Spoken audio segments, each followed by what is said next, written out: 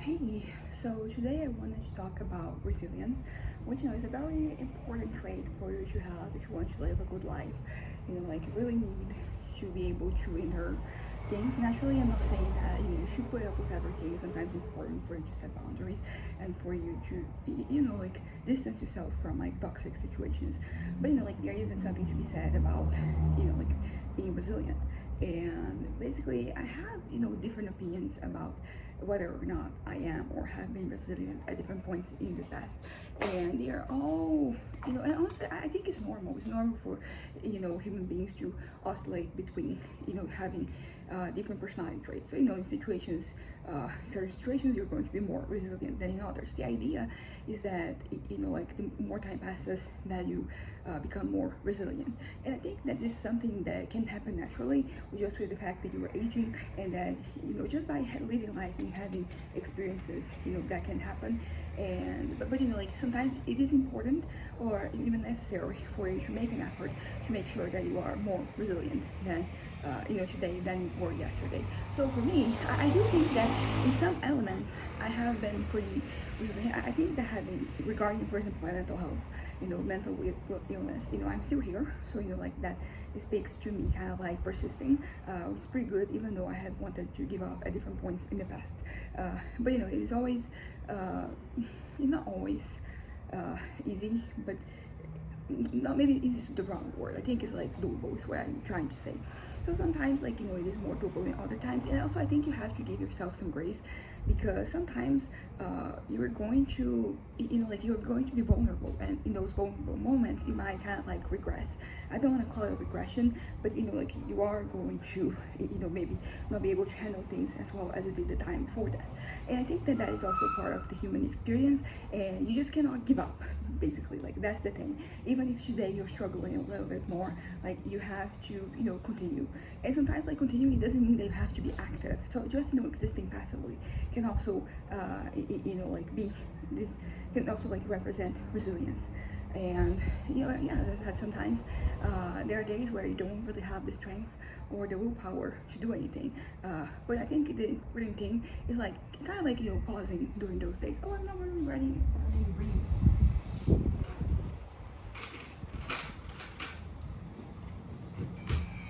Uh, yeah, this one is not fitting on my fingers. Is this, yeah, the color is kind of not ideal.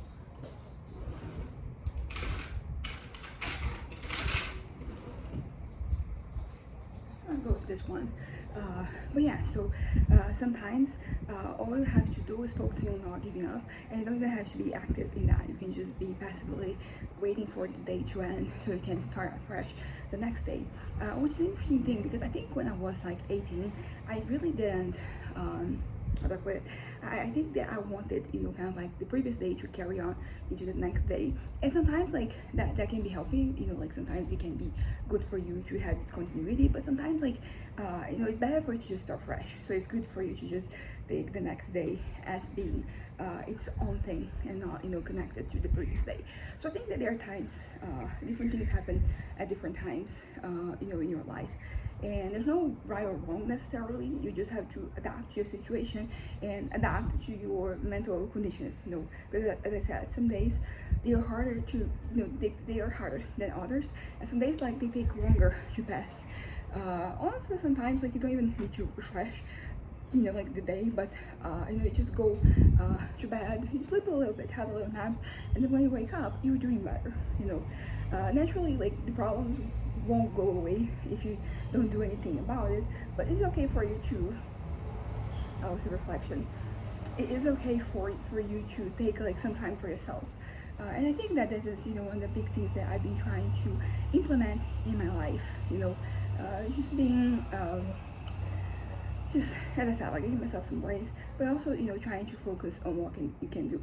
A good example that I have of this, because sometimes when I give up on existing, it has to do with external problems, and when you're already in the mindset, any little thing can be catastrophic. Can really be the straw that breaks the camel back.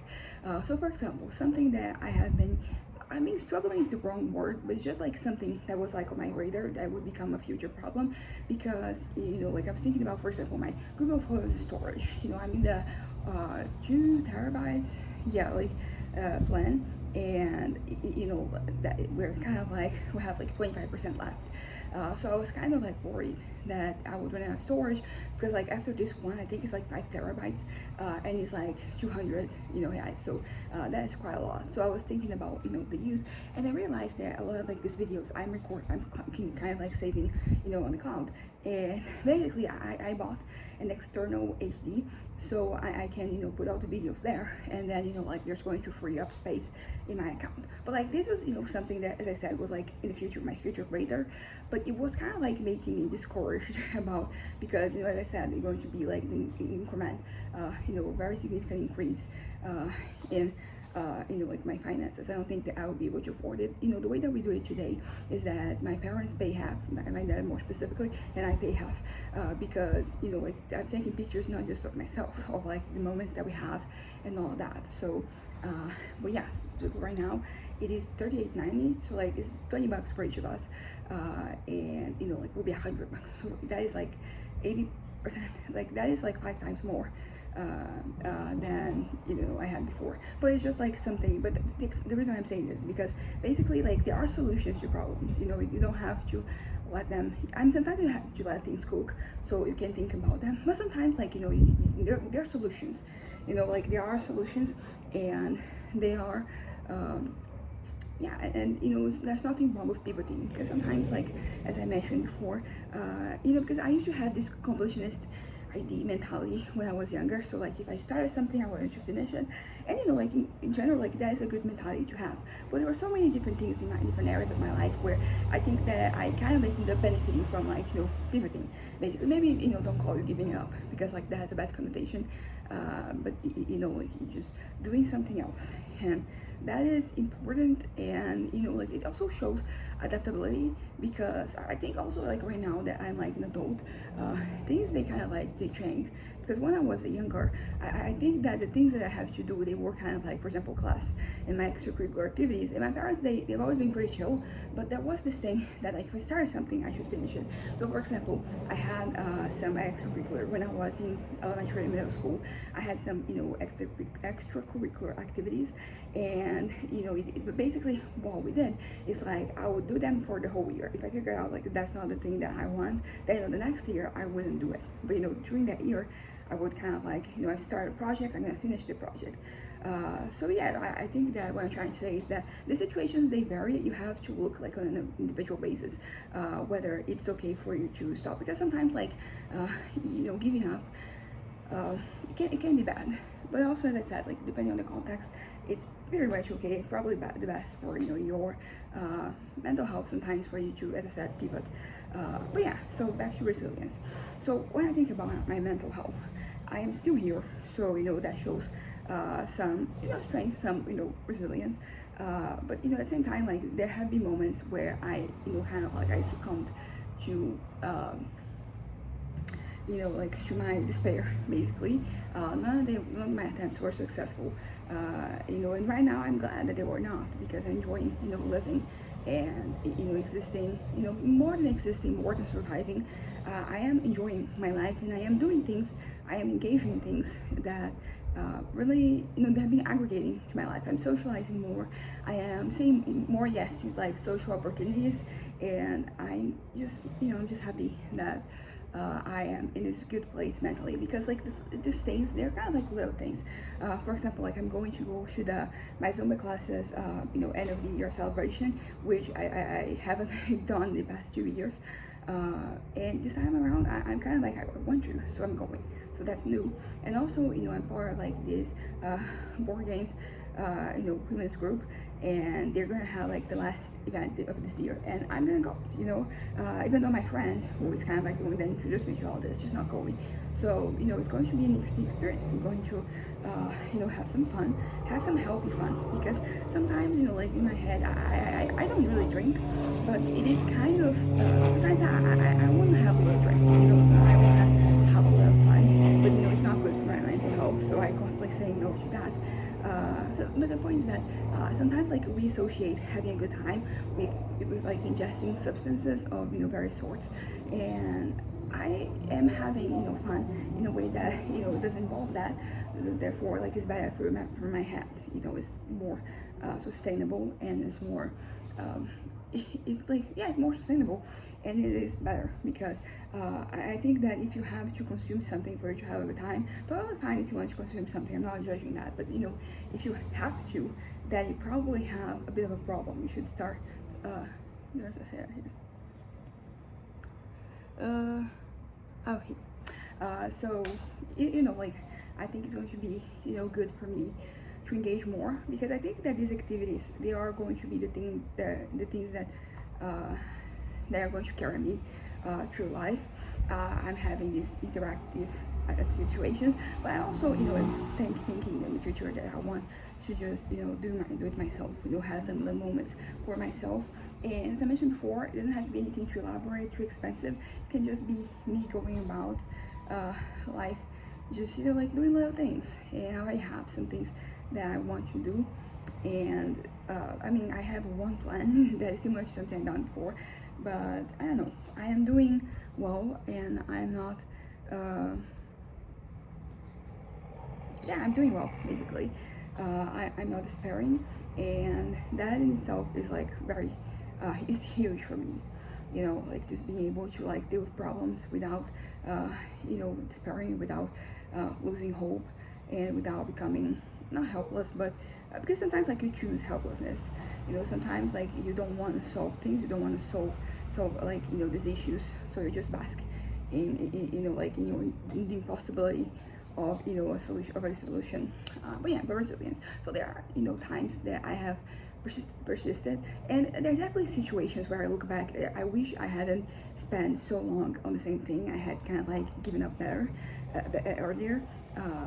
And for example, I talked about for this fantasy I had from 11 to 21. Like, it would have been better if I had cut the crap years earlier, because I was just being carried. I was getting carried away, and like those fantasies, they were carrying me through life, and the fact that they were not being completed, it was not ideal, and it was actually leading me to it was really deteriorating my mental health. So yeah, so sometimes resilience is important, and maybe like what I'm saying that's bad isn't even resilience, it's like insistence, and persistence. Persistence can be good in some contexts and bad in others. When I was 18, when I was younger, around that time of the day, I wanted everything to be very absolute. I believed in absolute, so like I wanted to have one given way to handle like every situation. Which is not really good, because as I said, sometimes something, the same personality trait that can be good in a situation can be really bad in another one. So you have to look at things individually, and I didn't really want to do that. I wanted to be kind of like on autopilot, focusing on the things that were important to me. So, and like by doing that, I was I was kind of like neglecting a lot of other things that were happening in my life. But yeah, so resilience, very important. And I will say that, as I said, like regarding my mental health, I think I've been able to demonstrate resilience, and I want this to keep going. I want the future to be, like to feature more resilience from my part.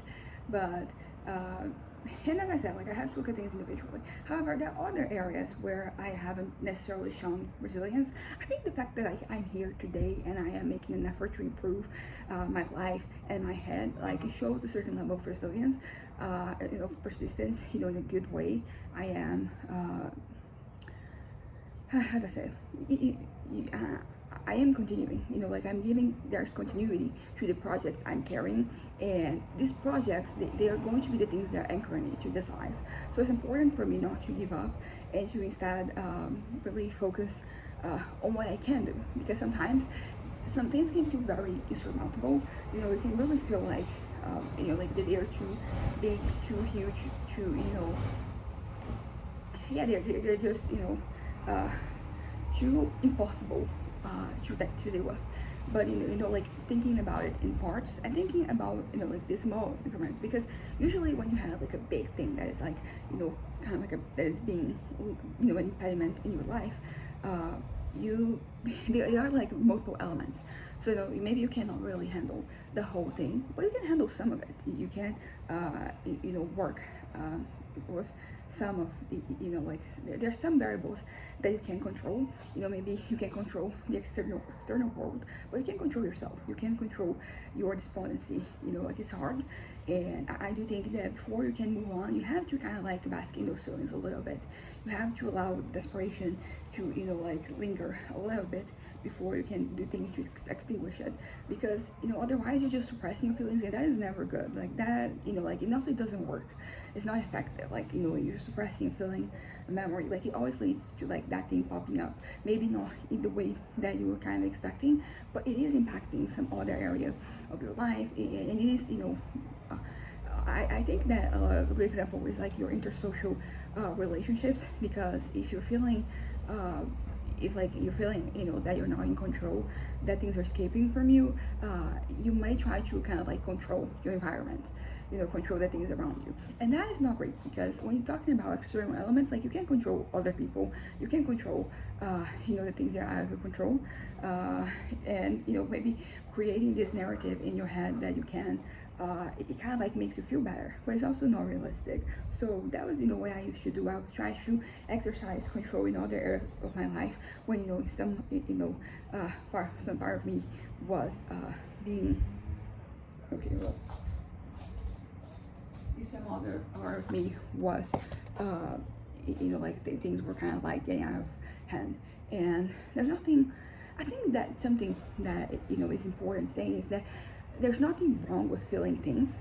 The issue is when you behave, like those things make you act unreasonably. Like that is usually the issue, not necessarily the feelings themselves. So the thing that I heard the other day, that was like, your feelings are valid but not necessarily reasonable, and I think that that is important, because for you to, because I think there's also something that used to be kind of like huge for me. I didn't want to feel like unreasonable, or irrational, so I really rationalized things in my life to kind of like justify the way I felt. There's a whole lot of confirmation bias. Like I was looking for things, and they were, in one way or another, like they gave me the sense that I was, that I was doing it, that I was closer to achieving my goals. I was not. That is, the thing about this fantasy that I had from 18 to, from like 11 to 21, is that at no point did I get any closer from it. I kind of like, when I was, in my teens, a teenager, I was doing all that I could within my context. So I was focusing on having good grades, on learning, on networking, on acquiring knowledge, all of that. But then, from like 18 to 21, nothing really happened. I didn't really get any closer to my goals.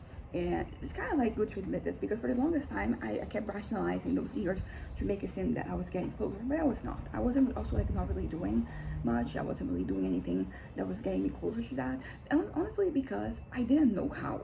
I have, this is kind of like an interesting thing, because a lot of my megalomaniac fantasies that I have, like, they are not very actionable, like, because I'm focusing more on like the final product.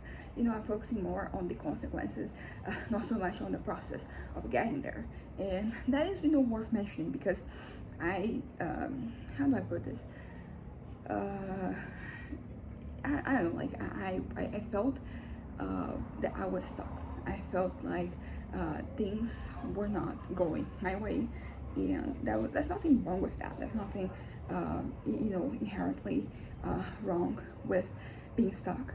But I was stuck for too long, and the fantasies just kept getting bigger and bigger. So even though I was stuck in place, it felt like I was getting farther behind, because time passed and I wasn't necessarily getting closer. I did the same thing with a lot of like different fantasies, because like for example, like my most recent one, with the whole acting stuff, like I don't know if I was there for like the passion of acting. I don't know if like that was the thing that like was moving me. Yeah, I wanted the awards and the recognition. I think this is something that is very present in my life. I want recognition, and I used to be embarrassed to admit it. I wanted, yeah, I felt like because that pretty much involves like you caring about what the people have to say. And in my head for so long I was very like, I don't care, this doesn't matter, and it does matter. For me, it does matter. It has some relevance, because I want to be first and foremost, but like in second line, I want to be perceived as the thing that I am. I think like it's a very human thing to want recognition for the things that is done. But that's the thing, because I mean, I think I was okay with like, okay, for example, like I want to get recognition for my novels, for my writing. That's pretty normal. But I think sometimes I want to be recognized for who I was. So talking about personality traits and different characteristics that I had. And so for example, if let's say I don't think I'm a particularly funny person, but like supposing that I was, like I would want to be perceived as that. Charismatic is another good example. What else? I guess like say desirable maybe. Competent. I think it's mostly like that I'm competent and capable, that I'm smart, that I'm well-rounded, that I'm fun, so like different, like very normal. But like 2 months ago, I would not really be able to admit this because it made me feel like I was being weak. But right now, as I mentioned, I don't care anymore. Like that's not my priority. My priority in life is to enjoy myself. Naturally, I'm not talking about just seizing the day, just seizing the moment. There's also things that have to do with like me planning for the future. But like it is undeniable that like my goal is to enjoy myself. Naturally, as I said, I will be doing things. I'm planting the seeds for me to kind of like harvest in the future. But I do need to be somewhat contented.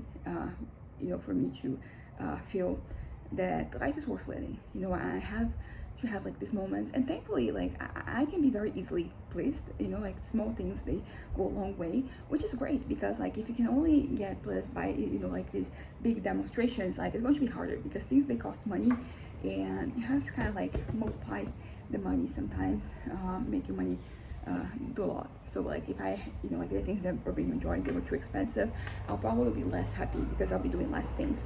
But like I can, as I said, I can be happy with just a little trip to the supermarket, getting trying some new, so like a new cookie, or like soft drink, something like that, those things.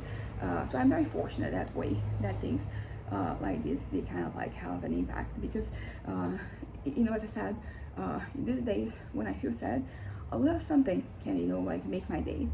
So yes, I'm just really happy with not only with life right now, but with the fact that things certain things can be easily solved. Like some of my current feelings, and like the sentiment I'm having, of like maybe despondency, of frustration, of unhappiness, of I don't know, dissatisfaction. I can do like little things, and they kind of like work. But what I'm trying to say here is that I'm going back to resilience and to my fantasies.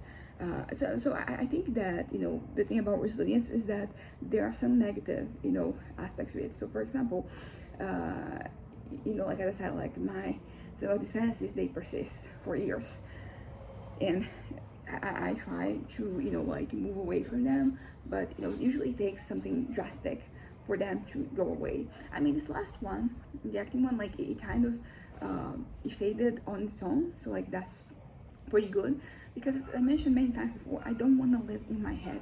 I'm okay with having fantasies, but I want them to be fantasies about like the novels I'm writing. Like I want to be like those stories developing, which is something that used to happen much more when I was younger. So I was like, I was in the bus, getting somewhere. What kind of like came to my head, like when I was looking through the window, seeing things fast, were usually stories. Like my stories, stuff that I was working on.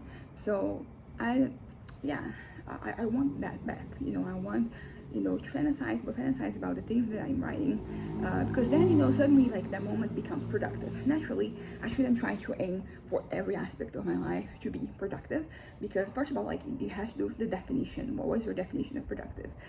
Because it can be unhealthy. Like my definition of productive when I was younger was not great. Like productive for me was basically anything that had to do with like my professional academic life and nothing else. So other things that I was doing, they felt like a waste of time, and I don't want to feel that way. I don't want my moments of joy to feel wasteful, because those are the moments that are carrying me. They are like leading to me being a more fulfilled and well-rounded person.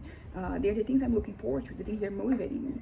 So I don't want to look at them as if like they are unproductive, unproductive, and like there's just I think that there's enough in my head right now. I think for the most part, like my definition of productive is like not as skewed anymore, but there's still like temptations, not temptations, that's the wrong word, but there's still like inclinations. There's still some times where it feels like my head is going back, is reverting to some of like those definitions, and I don't really know how to stop. Basically, I think that something that I've learned that is very important is that you have to acknowledge your feelings. So if you're feeling that way, like trying to suppress it, it doesn't work, it doesn't get you anywhere. So what you have to do is accept that like you feel that way, and from acceptance you can start like re-signifying things in your head. And dogs. These are not my dogs. I've been watching some videos, and I've seen that like the dog, you can see dogs barking, and I think it sounds pretty close, but like we don't have any dogs here, we don't have any pets. Never really had the desire of having one, and neither have my parents. So like we don't really have anything. My brother, there's been times where he wanted, but I don't think he would actually want it because it's a lot of responsibility, and it is kind of like it's a commitment. Like that dog, is going to last some 15 years, maybe less. But with like that age, they're going to have costs of like kind of like treating their health, and I don't want to use my money for that. I would rather use my money for like so many other things. And also, like as I said, I don't really have the desire. I'm a bit of a loner. I've been interacting more lately, but like I enjoy my company. My own company. That is not something that's ever been an issue for me. I've always been able to be by myself and completely contented, completely happy. So not saying that you can be loner and not have because sometimes like you are a loner, and you can be a loner because you have a pet, and the pet is kind of like grounding you in a certain way. But yeah, back to what I was saying. So my definition of productive when I was younger was very skewed, and it was very unhealthy. It led to a lot of frustration because basically sometimes I would deprive myself of enjoyment, so I would be kind of like unhappy.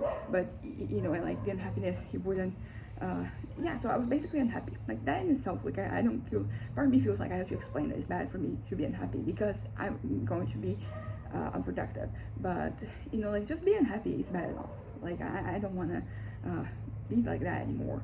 I want to look at my life and feel joy and be excited about what is to come. Not because I'm focusing on some fantasy, some far-fetched fantasy that is going to be concretized like years down the line, but because there are things that I can do tomorrow that are going to make me happy. There are like small things that I can do. There's like small things that can kind of like go a long way. So I want to be excited not only about my abstract future, but about my future tomorrow, my future a month from now, future a year from now, future a decade from now. And right now, as I said, I'm kind of like planning on making it to 40. So like that is kind of like progress for me, because not that long ago I was I kind of like was ready to go. I'm 27, so I was like, yeah, this is time. And then what happened is that I started feeling like, you know what, I'm gonna make it to 30, and then but I was like, I'm not sure, 40 is too far away. Like right now I'm like, you know what, I'm going to make it to 40. I don't know if that is doable. I don't know what is going to happen, but I do feel like I have the capacity to do that. I can be resilient in that way. I can focus on making things happen. Like my head has been flirting with like some ideas of what I could do regarding like my new major, and I'm thinking about like what are some career opportunities, and it depends on what I end up picking. But I want to go back out there. I think I'm ready. I've been out of commission for 3 years now, and I think I might be doing well enough to start again, and that's exciting. I'm excited. I'm not feeling dread, about having to resume my activities, which is pretty much what happened for the longest time. Right now, I'm like, what? I'm gonna go out there. I'm gonna do something, and I'm gonna live my life, and that's going to be it. And just very happy. I'm happy that I'm happy. The fact that I'm happy is bringing more happiness into my life and more excitement about my prospects. I think I have come a long way, yes. And I think that, so maybe paradoxically, like right now is the most resilient I have ever been. As I said, there's been a lot of persistent persistence, with my life regarding several different things. There's been like this stubbornness, because I'm kind of a stubborn person. Not kind of, I am. Like, I'm very, set in my ways and the way I think, and it's very hard for you to change my mind about anything, unless I'm like open to changing, or I'm kind of like neutral on the situation. But like, I think the way I think, and I think the way I think, that is mostly reasonable to me. It makes the most sense. And sometimes like you think a certain way because it benefits you, so like I'm not above that. But it is an interesting thing to consider that, I don't know, I think that there's, because I think that you can be pro something because it's good for you, but it's still kind of like acknowledge that different people are going to have different takes. And as I said, like, usually there are a lot of things that I'm like very not really passionate about, so I wouldn't discuss them. But there are many things that I'm trying to change about myself, and I think that, of course, like, some of my principles and my morals, they're not going to change. They're pretty firm, and I know what I think, I know what I defend, and that's been the case for a while. And once again, I'm not afraid to learn that I'm wrong and change the way I think. But I think that right now, more than ever, I can say that that where I'm like on the right path to enlightenment. Is that what I'm trying to say? But yeah, so resilience. I think that right now, as I said, I can withstand more harm. So like, I had examples this past week of me having to hear some very bad things, some very offensive things, and I was able to keep my cool, and I was able to, in some cases, to completely like overlook it, because as I mentioned before, sometimes people, they're set in their ways, and unless they are willing to change, to actually listen to somebody else, it's kind of like pointless. It just leads to friction, and I'm not afraid of confrontation. I mentioned before, I can be quite confrontational, but the thing is, like, I think that there's like an assertive way of you doing it, and sometimes I kind of like am borderline aggressive. So in this week, there were 3 different situations, and I took a step back and I was like, you know what, I'm not going to discuss. I'm going to wait for this conversation to blow over, and then we're gonna go and move on to something else. I mean, I think it did help that they were all situations with people that I was familiar with. So I was like, no, what, they know what I think, they know that I disagree, and that's going to be it for today. But yeah, so I'm able to withstand more right now, and I'm able to kind of, like, as I said, overlook things, which is something that is huge for me, because I have struggled with that historically. So it's been pretty good that I'm able to kind of like, you know what, I'm gonna be in the moment, but I'm gonna be the moment after this one, because this one is kind of bad. But it's been pretty good, so I can withstand a lot. I think, like, also, like, in my social life, I've been observing, I'm interacting more, because the thing about relationships and interactions is that it is a two-way street.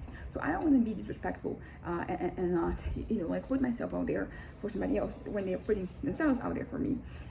But like, that it was like an effort that for so long I was very it kind of like exhausted me just thinking about it. So in that way, I can withstand more right now, because I'm interacting more, I'm engaging more, I'm reaching out more, and it honestly doesn't feel like a weight. I mean, naturally, I'm not like that connected and close to people, so like, it is still in a very early stage. But I do think that I would be able to like, maintain a relationship right now of any nature, maybe not any nature, but like, I'll be able to put myself out there and reciprocate people's feelings, which is something that, as I said, like, I have historically not been particularly good at. But so like, that is an example academically, because I think that ever since the pandemic, like, my academic performance has been pretty mediocre.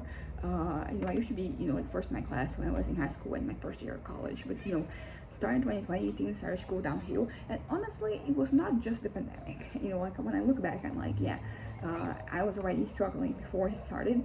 And so like, there was, so I wasn't really able to withstand like, those classes. I was struggling to keep going, and to even like to meet the deadlines, to like, do the assignments.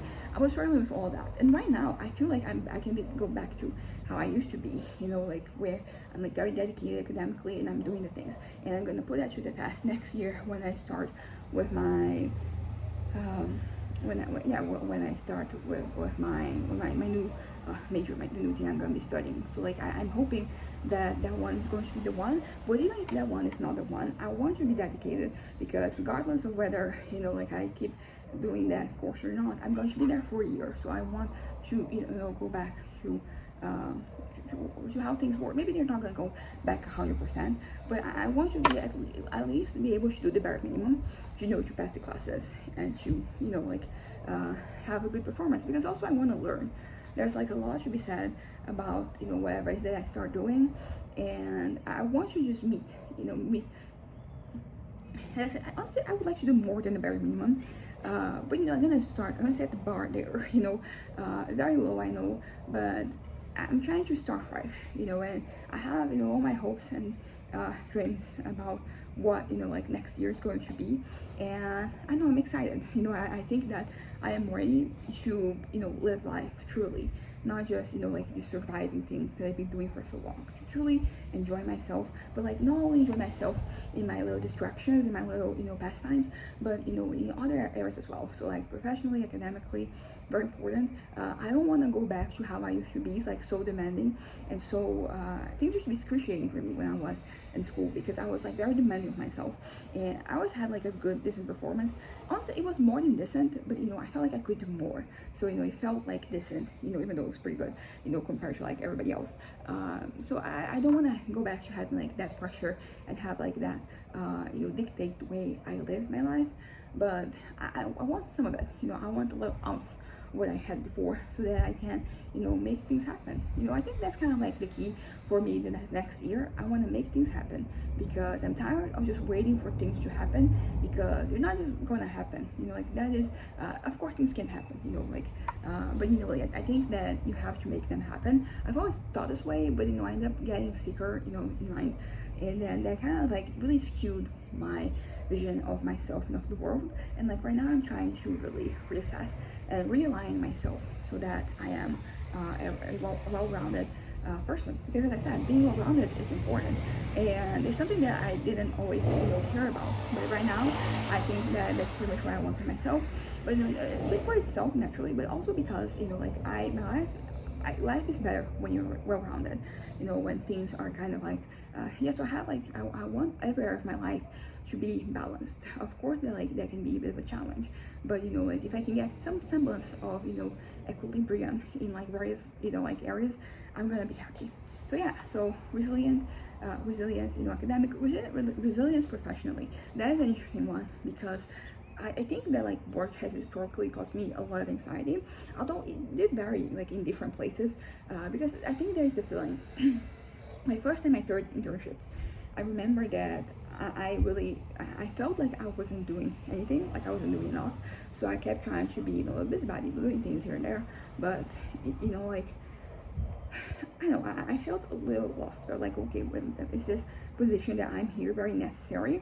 I think that led to a certain fear, that led to me trying to do things more than most asked for me, which is good. I think having that attitude at work is good. I mean, as long as it is a healthy place.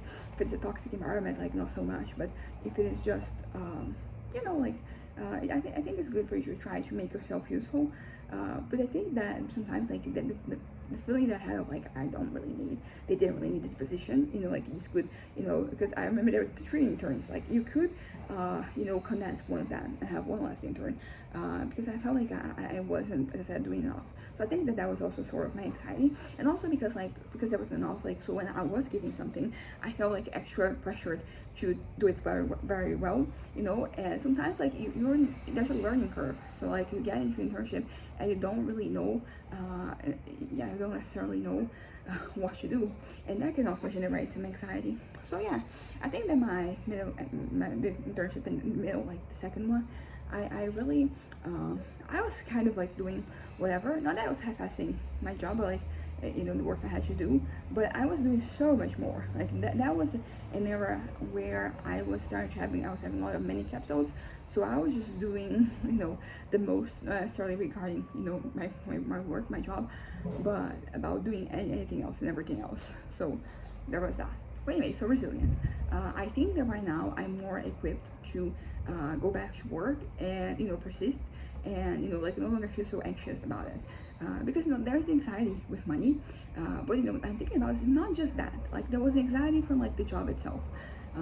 So but you need a job to so I'm gonna have to suck it up. And honestly, I don't even think I have to suck it up. I think that like right now, I'm doing pretty, well regarding anxiety. I think that a consequence of me feeling, very well is that I'm not really anxious. Things are kind of like just happening, like things are just, yeah, like they are happening how I think they are supposed to. Maybe not how they're supposed to, but not that there is like some external force that's dictating what has to be done and what cannot be done, but in terms of like things being fulfilling and me existing in a good headspace. But yeah, so academically, professionally, socially, as I said, I want to persist. I don't want to give up. I don't want to feel discouraged when I have to give back what's being given to me. And what else, like regarding my book, like I want to complete that, like I want to finish that novel. So I just have to persist, and things are looking up right now. Like I'm doing pretty well, and I want to make sure that I continue on this path. So what else? Especially socially, I mean, I don't know, regarding my hobbies too. I think it's natural for you to go through different phases where you're interested in different things. But for example, like puzzles. I want to go back to my puzzles. I want to, like do more, as I said. But so because I have like 3 boxes of puzzles over there. There are they're closed, and then there's like one that's plenty of puzzles. And I remember, I don't know if it was last year or the year before, but I've been assembling puzzles at the end of the year. So I want to go back to that. I'm not doing it more because I've been writing and enjoying this moment where things are working out great.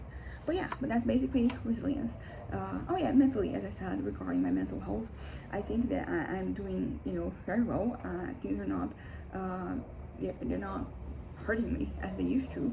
As a consequence, I want to keep on living. So I think there's that. Bye.